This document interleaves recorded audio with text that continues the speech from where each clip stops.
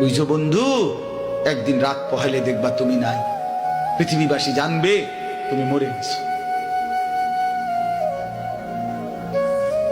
পৃথিবীর তখন আলো ফুটবে, চাঁদও উঠবে, সিএনজিও চলবে, অটোও চলবে, দোকানপাট সবই চলবে।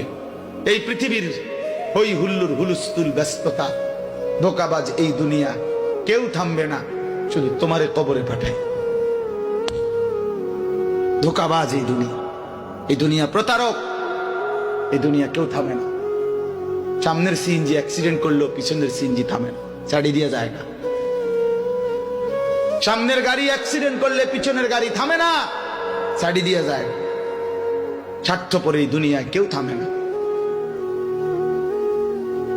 হ্যাঁ, বাপরে দাফন কইরা এই সন্তান, এই বউ বাচ্চারাই আবার আসার পরে ওই দিনকেই ভাত খায়, তাই না? পেট বইরা খায়, লগের ঘরের থেকে আর আইন্দা আনছে, এরা ঠিকই পেট ভরে খায়। তোরা না কাঁদলো বিকালে, ওরা না দুপুরে কাঁদলো, কোন ভাত খায় খা। স্বার্থপর, কেউ থামে না দুনিয়া, আলো বাতাস সব চলে, তুমি বন্ধু থাকবে। আল্লাহকুমুত তাকাসুর হাত্তা যুরতুমুল মাকাবির। আল্লাহ বলছে, বান্দা আখিরাত ভুলে গেলা, দুনিয়ায় ডুবে গেলা, তবে মনে রেখো হাত্তা যুরতুমুল মাকাবির, এরই মাঝে কিন্তু একদিন কবরস্থানেই পৌঁছে যাবে। হ্যাঁ, কই পৌঁছে যাইবা? তোমরা কবরস্থান দেখো নাই ভাইয়া? কাল্লা সাউফা তা'লামুন। আল্লাহ বলে, কবরে আসলেই আমি বুঝাই দেব বান্দা আমার নাফরমানির শাস্তি কেমন। সুম্মা কাল্লা সাউফা তা'লামুন। আবার নাফরমান হাসরের ময়দানে আসলে আমি আবার বুঝাই দেব আমার অবাধ্যতার শাস্তিটা কি। একবার বুঝাবো কবরে। তাফসীরের মধ্যে আছে কাল্লা সাউফা তা'লামুনা ফিল কবরি সুম্মা কাল্লা সাউফা তা'লামুনা ফিল আখিরাহ। আল্লাহ বলে, একবার কবরে বুঝাইব আমারে ত্যাগ করা, আমার নাফরমানি, আমারে সিজদা না করার শাস্তিটা কি। কবরেই টের পাইবা। ওয়া ইউকাইয়াদু লাহু মালাকুন আমা ওয়া আসাম্মু আবকাম। নবী বলেন, নাফরমানের কবরে এমন একজন ফেরেশতা পাঠানো হবে, যেই ফেরেশতা অন্ধ, বোবা, বধির, চোখেও দেখে না, কানেও শোনে না, জবানেও কথা বলতে পারে না। ফায়ুদরাবু লাহু বিমিতরাকাতিন মিন হাদিদ ওয়ারবাতান বাইনা উদুনাইহি। আল্লাহর নবী বলেন, ওই ফেরেশতা ওই নাফরমান পাপীকে লোহার হাতুড়ি মুগুর দিয়ে দুই কান বরাবর এমন জোরে আঘাত মারবে, ফায়াসিহু সাইহাতান ইয়াসমাউহা মান ইয়ালিহি ইল্লা তাকালাইন। নবী বলেন, নাফরমান এত জোরে চিৎকার করবে, মানুষ এবং জিন ব্যতীত আল্লাহর সব সৃষ্টি শুনবে।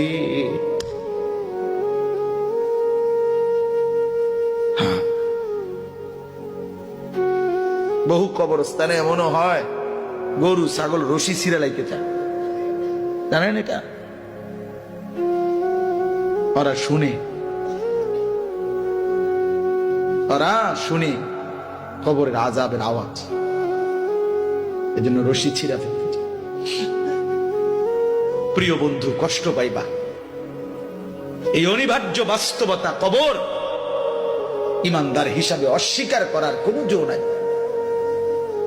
পাশ কাটাইবার কোন সুযোগ, এই দল কিংবা এই দল, আমি কিংবা তুমি, কেহই অনিবার্য এই সত্য, চিরন্তন এই বাস্তবতা, নিদারুণ এই সত্য, কবর, আখিরাত, মৃত্যু, এটাকে পাশ কাটাবার সুযোগ নাই, নাই। অতএব আমি অনেক নওজোয়ান, তোমরা মাশাআল্লাহ এই ভালোবাসা কি দিয়া মূল্যায়ন করে, এই মহব্বত আল্লাহর জন্য।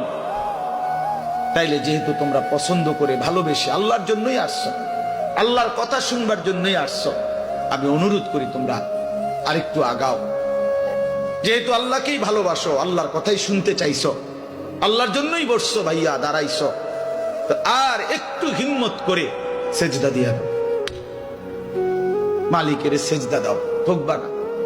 আল্লাহরে সেজদা দিয়ে কেউ ঠকে না, আল্লাহর গোলামি করে কেউ ঠকে না।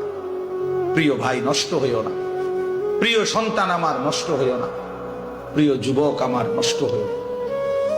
মুসলমানের কিশোর তরুণ নওজোয়ান, আগামীর ইসলামের পতাকা তুমি হাতে নিও, আগামীর কালেমার পতাকা তোমার হাতে। সারা পৃথিবীতে ইমানদারের বিজয় হবে, হচ্ছে। সারা পৃথিবীতে মজলুমের বিজয় হচ্ছে, জালেমের পতন হচ্ছে। কোথাও সারা পৃথিবীতেই জালেম থরথর করে কাঁপতেছে। হ্যাঁ, সারা পৃথিবীর বাস্তবতা, শুধু বাংলাদেশ আর সিরিয়া না। দুই জালেম তো চলে গেছে, বাকি জালেমরাও বেডিং পত্র গুছায় ফেলছে।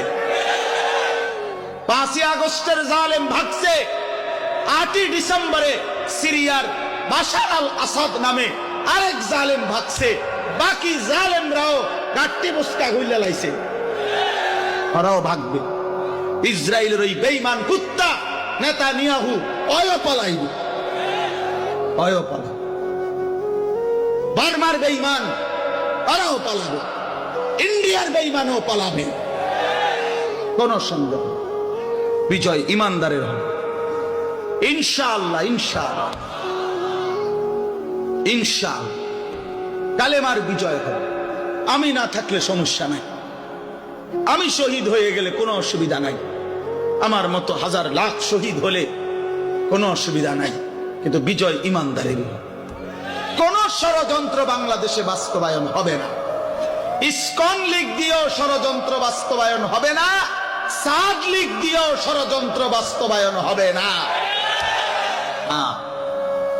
এই ভণ্ড মুখোশধারী ছদ্মবেশী এক মুনাফিক সাদ নামের এক ব্যক্তিকে দিয়ে সারা পৃথিবীর ইমানদার মুসলমানকে বরবাদ করার জন্য নতুন ষড়যন্ত্রের খেলা চলছে। এই ষড়যন্ত্র বাংলাদেশে বাস্তবায়ন হবে না। ইসকনের গুন্ডারা, সন্ত্রাসীরাও বাংলাদেশে ষড়যন্ত্র শুরু করেছে, করছে। এই গুন্ডা সন্ত্রাসীদের ষড়যন্ত্র এই পবিত্র জমিনে বাস্তবায়ন হবে না। আমার জমিন কোরআনের জমিন, আমার জমিন ইমানদারের জমিন। আমরা কম হইতে পারি, আমাদের মালিক বড়। তোরা 130 কোটি বেঈমান, তোদের 130 কোটি না 230 কোটি তোদের দেবতার মূর্তি ছাড়া তোদের কিচ্ছু নাই। আমাদের আল্লাহ একাই যথেষ্ট। হাসবুনাল্লাহ, হাসবুনাল্লাহ। অতএব প্রিয় ছেলেরা আমার, বাপ আমার, আমি না থাকলে কোনো সমস্যা নেই। মরতেই হলে তো শাহাদাতের মৃত্যুর চাইতে দামি মৃত্যু আর কি হইতে পারে। শহীদের পবিত্র খুন ঝরলে, আল্লাহর জমিন ছুঁইলেই জান্নাত, কোনো সমস্যা। এই জন্য আমি অনুরোধ করছি তোমাদের কাছে, তোমরা আমাদের সন্তান, তোমরা আমাদের ভাই। আমি সকল ছেলের কাছে হাত জোড় করে অনুরোধ করলাম, তোমরা আল্লাহর দিকে ফিরে আসো। গুনার মধ্যে শান্তি নেই, নারীর ছবির মধ্যে, অশ্লীল দৃশ্যের মধ্যে, উলঙ্গ দৃশ্যের মধ্যে প্রিয় ভাই সুখ হয়। আল্লাহ তাআলা কোরআনে বলছে, চরিত্রহীন পুরুষকে আল্লাহ বলছে খবিস। খোদার কসম, সূরা নূরের মধ্যে চরিত্রহীন পুরুষকে আল্লাহ বলছে খবিস, চরিত্রহীন নারীকে আল্লাহ বলছে খবিসাত, খবিস। আল্লাহ বলছে, ওয়াদা দিছে, আল্লাহর ওয়াদা ভুল হয় না। আল্লাহ বলছে, তোরা পুরুষ যারা চরিত্রহীন, তোদের বউ মিলবে চরিত্রহীন। তোরা মহিলা যারা, মেয়ে যারা চরিত্রহীন, তোদের স্বামী মিলবে চরিত্র। তখন বুঝ, মানুষের বেডি সাউন আর ঘরের বেডি 2 নম্বর। হ্যাঁ, টের পাইবা কয় দিনে রাত যায়, কয় দিনে দিন যায়। মাস 24 দিনে শেষ হয়ে যাবে, 30 দিন আর লাগবে।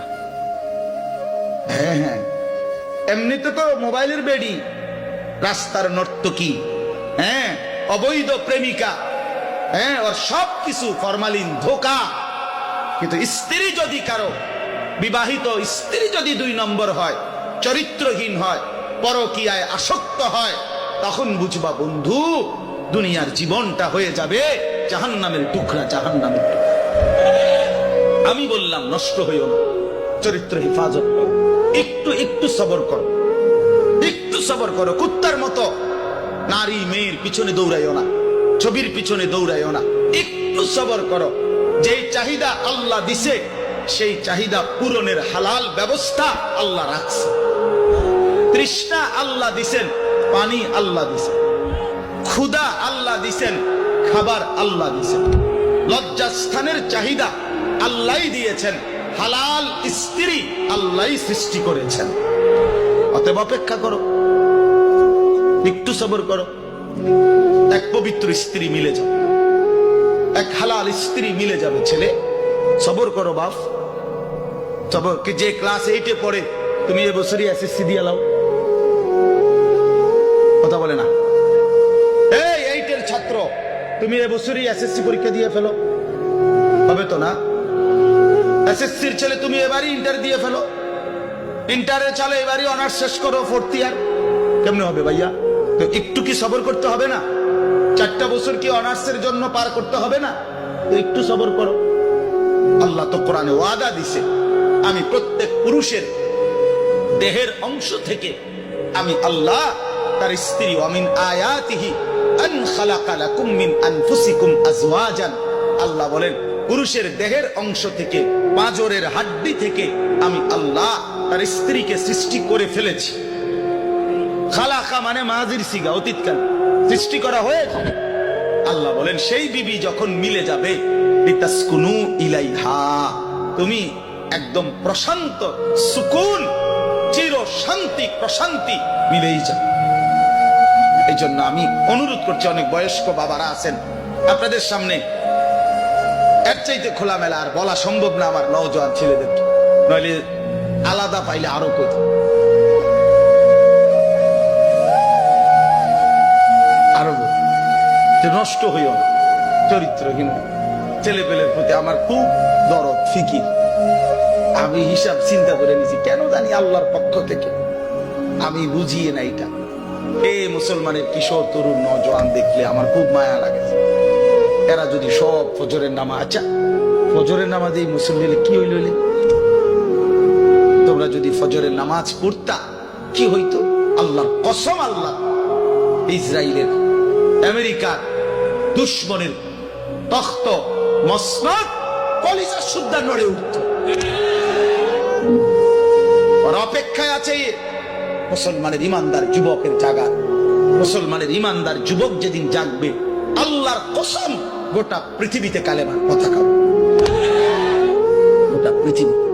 এই সিরিয়ায় বাশার আল আসাদ নামে যে জালেম পতন হয়েছে, এই জালেমের বিরুদ্ধে যে যুবক দাঁড়াইছে জুলানি, এই একা যুবকের একটা মাথার জন্য সে এবং তার দোসররা 100 কোটি মার্কিন ডলার পুরস্কার ঘোষণা করেছে। আমি খেয়ালি মিয়া, একটা যুবকের মাথার জন্য, যে তার মাথা কাইটা যে দিতে পারবে 100 কোটি মার্কিন ডলার পুরস্কার গ্রহণ। আরশে আজিমের মালিক আল্লাহ বলছে, যুবক আমি তোকে রক্ষা করব। আল্লাহ পাক ঠিকই তাকে রক্ষা করছে।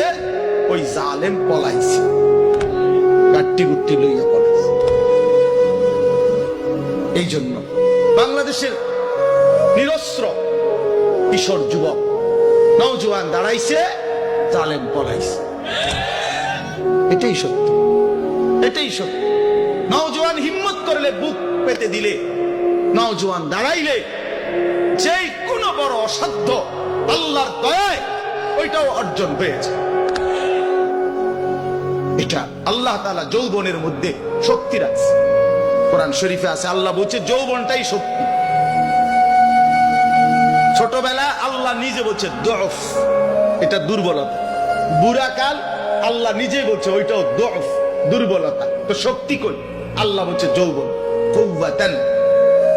কোরআন শরীফের আয়াত সূরা রোমের মধ্যে আছে, আল্লাহুল্লাযী খালাকাকুম মিন দুফিন সুম্মা জাআলা মিন বা'দি দুফিন কুওয়াতান সুম্মা জাআলা মিন বা'দি কুওয়াতিন দুফান ওয়া শাইবা। আল্লাহ বলেন, বান্দা 3 অবস্থায় আমি তোমাকে বানাই।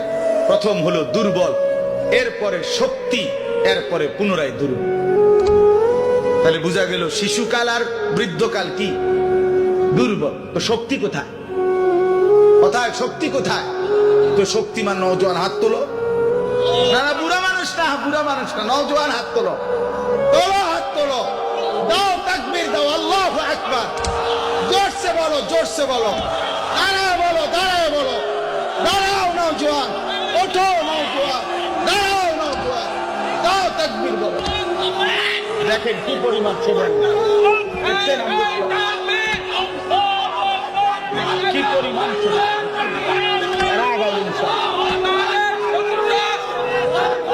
বসো বসো, দাঁড় করাই দিলাম আল্লাহর জন্য। কার জন্য? আমার কাছে কিতাব আছে, আমি নিজে পড়ছি, আল্লাহর কসম, হাদিসে কুদসি। আল্লাহ বলে, ইয়া আদম, শুনতেছো ভাইয়া? ইয়া আদম কুম ইলাইয়া আমশি ইলাইকা।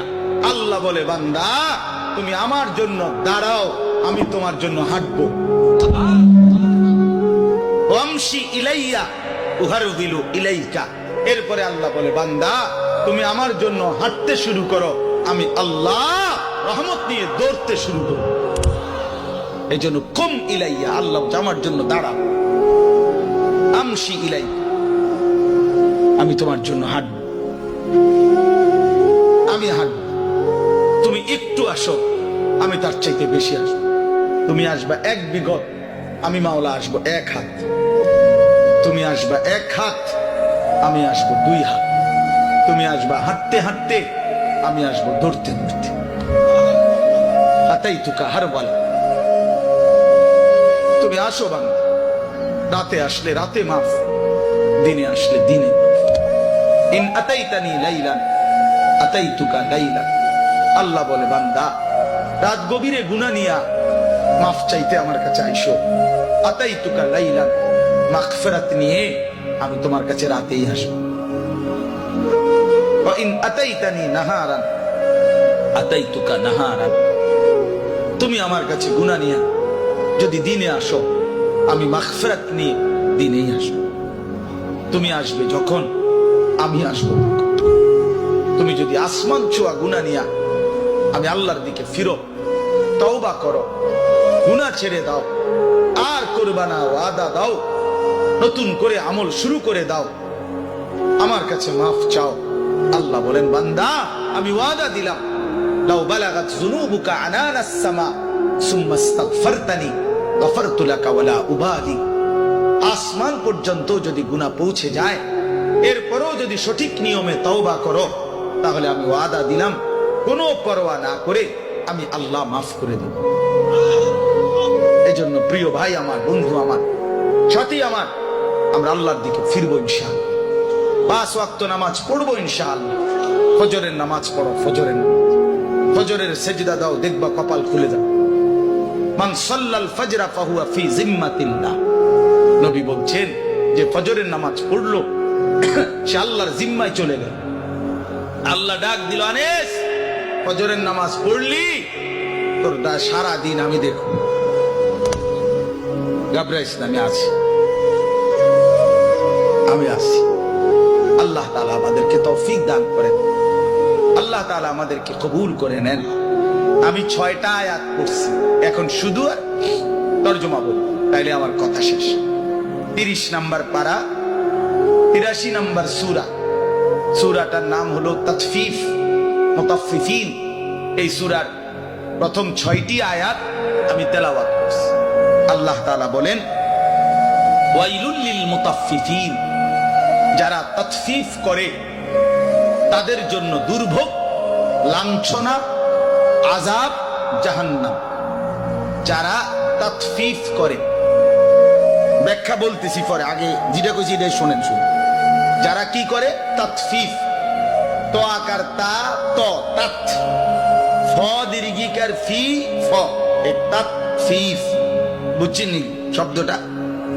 কথাটা বুঝছেন কিনা বলেন না? এখন ব্যাখ্যা বলতেছি।